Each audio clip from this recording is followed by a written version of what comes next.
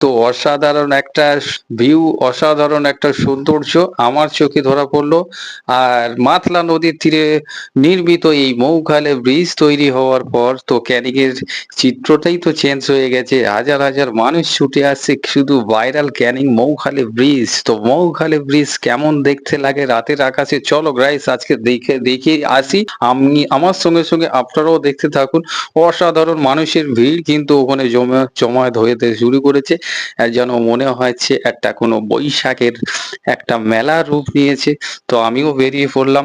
তো দূর থেকে দেখা যাচ্ছে ইলেকট্রিক নাগরদোলা, দেখতে তো কোনো গোল চক্রর মতো লাগছে। আর অসাধারণ পরিবেশের মধ্যে দিয়ে মানুষ কিন্তু দারুণ উপভোগ করছে, সুন্দর একটা মুহূর্ত কাটানোর মতন একটা জায়গা তৈরি করে নিয়েছে ক্যানিং। আর ক্যানিং হলো ট্রেন্ডিং এখন, সোশ্যাল মিডিয়ার এখন ট্রেন্ডিং এ হয়েছে ব্যান্ড।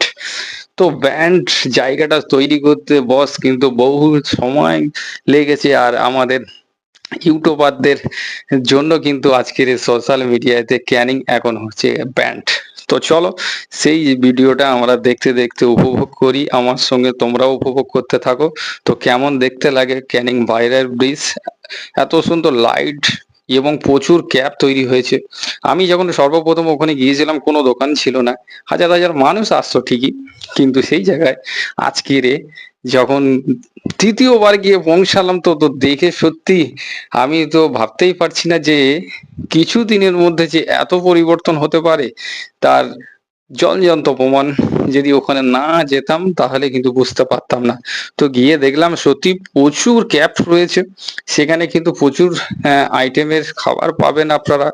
আর এখানে ঘুরতে আসলে পরিবারদের সঙ্গে বসে আড্ডা, খাওয়া দাওয়া অসাধারণ।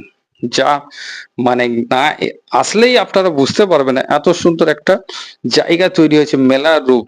আর মেলা মানে তো একটা মিলন ক্ষেত্র, আর সেখানে তার টানে তো হাজার হাজার মানুষ ছুটে আসছে দূর দূরান্ত থেকে। আর ক্যামেরা বন্দি করতে তো কেউ ভুলছে না। তো সেই রকম জায়গাতে মানুষ কেন আসবে তার তো যথেষ্ট কারণ আছে। তো কারণ শুধু একটাই, ফেমাস, সোশ্যাল মিডিয়ার সব থেকে ফেমাস জায়গা হলো এই অরণ্যকুল। আর সেই জায়গাটায় আমরা চলে এলাম। তো গাড়ি পার্কিং করার পর কিন্তু আমরা এই ক্যাফের মধ্যে প্রবেশ করতে চলেছি, অরণ্যকুল। তো এই জায়গাটা কেমন, এই ক্যাফটা কেমন, তো চলো আমরা ঘুরে দেখে আসি। তো অরণ্যকুলের মধ্যে আমরা যখন ঢুকছিলাম তো দেখছি প্রচুর মানুষ ইতিমধ্যে সেখানে কিন্তু জমায়েত করছে।